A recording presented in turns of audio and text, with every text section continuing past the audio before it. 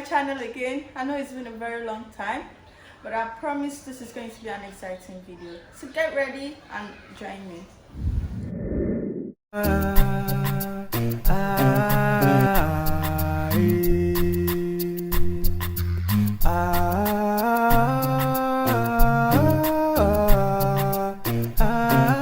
So I did for my house, yeah. Hello, welcome to my channel again. If you are new to this channel, please subscribe. Watch the previous video I have uploaded. It is an introduction to what I'm going to be doing on this channel. Thank you. Make sure you like, comment and subscribe. So this video is basically going to be mostly for the Muslims. So if you know any Muslim who is probably dressed like me or who dresses like me and is a nurse and would like to relocate to the UK but is still having hassles and needs a lot of questions to be answered, I'm going to be answering some of them just by taking you through my process of getting a lot of things done while at home. So basically, generally, for nurses in Nigeria who are Muslims, especially if you are in the southwest side, hijab has been made to be seen as something that if you are allowed, permitted to put that on with your work outfit, it's supposed to be as a special privilege. So you have to, so if you are able to do that with your uniform or at your workplace, you're supposed to be so grateful and be indebted.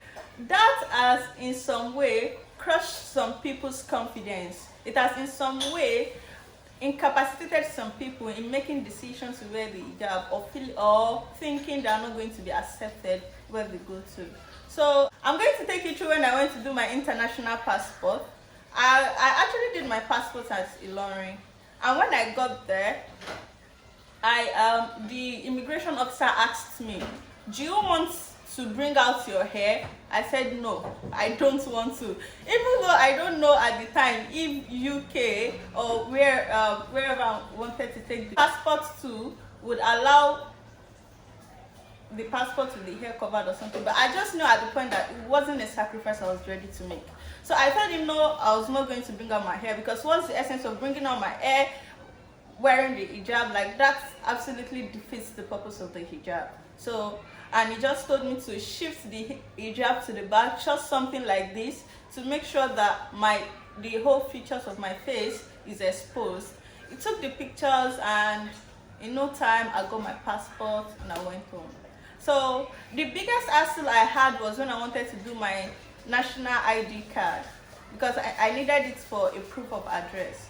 So when I got there, there had gone a lot of people right before me, people that had their extensions down. They asked them to pack it off and all of that. So when I got there, the guy had captured my fingers, and then it was time to take my passport, and he told me to shift my hijab to the back to make my hairline show, and I should bring my hair out. Point blank, I told him I was not going to do that, because there's nowhere in the constitution that we have been told to do that. And as a matter of fact, hair covering due to religious purposes is allowed to take passports. So the guy told me, he started bragging about he's not going to answer me and all of that. And I told him, if you would not answer me here, you are not going to see the end of this, because I'm going to take this up with you and you're not going to like yourself. So at the end, he bragged a little bit and all of that. Eventually, he took the passport with my hijab on, hair covered, hairline not showing, but of course with all my facial features showing. So that was just I was just going out of my mind, what kind of nonsense is that? So really, if you want to do the national ID card, the international passport, all those ones, they don't require you to take off your hijab. Anybody that tells you that they don't know what they are doing, they're probably trying to oppress you or sit on your rights. There is nowhere in the constitution that requires you or requests you to take off your hijab because of national identification passports. However, if you are just wearing a turban, they could ask you to, and you usually make your turban cover your hair, they could ask you to shift that up and make your, your hair show. But even if you are wearing a turban and you make sure the whole of your hair is covered, nobody has the right to tell you to shift your turban back to show your hairline. Don't succumb to such hilarious requests. So moving quickly, because I don't want this video to be too long, I don't want you to be bored. I know there are a lot of videos out there talking about how to come to the UK and all of that, but I just want to see to the needs of a Muslim lady specifically. So moving quickly to when I was going to do my capturing for my visa. Well, I think I had read a blog post some years back about someone who wanted to do a visa, and then there were issues with her hijab and all of that. But for me, I was unresolving, because I was like, if I have crossed all the hassles from the very beginning to this very point, I don't think nobody would tell me to take off my hijab, because all of the documents I have used to apply for my application, my passport, everything had my hijab on. Even the pictures on my school certificates, they had my hijab on. So you can't tell me at this point to take them off.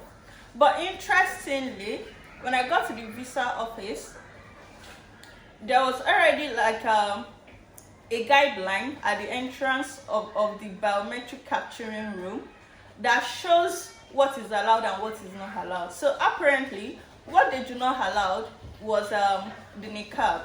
But they outrightly and explicitly stated it there that it is allowed to have a head covering for religious purposes. They do not allow fringes and all of that. They stated everything that they do not allow. But head covering for religious purposes was ticked as a mark. But we are in Nigeria. So when I entered the capturing room, I met an interesting guy. And as I sat down there, he asked me some questions, asked me to look at the camera, see my biodata and all of that. Did that, and then it was time for him to capture my face, and he was like, can I bring out my hair? And I just went, what? Excuse me? What did you just say? He said, can you bring out your hair? And I'm like, no, that is quite new to me. I don't know I am supposed to do that. And then he just looked lost, and then he peeped through the back door, or maybe a curtain or a division, I don't know, and then he murmured some things to someone, spoke to someone, and then the lady came, she peeped from the curtain, looked at me, and she told him, it is okay, take it like that. So that was that. I took the pictures, I took the capturing, and the picture on my visa still has my hijab on, intact with just my facial features showing. So yeah, that was that about that. So I am just reassuring you, I'm doing this to reassure you that throughout all of the processes, everything you need, you don't need to compromise your hijab at any point. You don't need to compromise anything about your hijab at any point. You are constitutionally supported, and anybody who is trying to make you feel otherwise is supposed to be dragged in the mud. So and then I'm going to just round this off about talking about when I eventually wanted to travel, because I had like a lot of, because if you are black, they make you like they subject you to a more rigorous search at the airport, and then if you are a Muslim, they automatically suspect you of it. And then if you are a Muslim, they automatically suspect you that you are a terrorist or things like that. And then for me, I was a Muslim wearing the hijab, and I was also black, and I was coming from Nigeria. So a lot of things was just going around my head like, oh my God. But interestingly, I traveled with a lot of my colleagues, and my journey was not any different from what a lot of them had experienced. Of course, if you are traveling and you put yourself in some situations, you're going to face the worst of it.